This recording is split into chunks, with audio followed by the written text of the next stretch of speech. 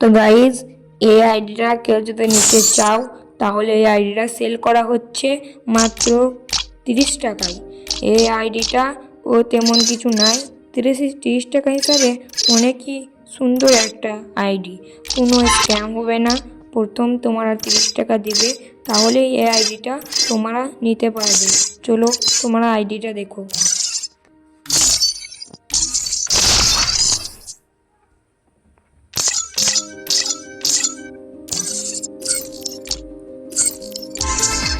তো গাইস আপনারা তো অ্যাকাউন্টটা অনেক ভালো করেই দেখলেন।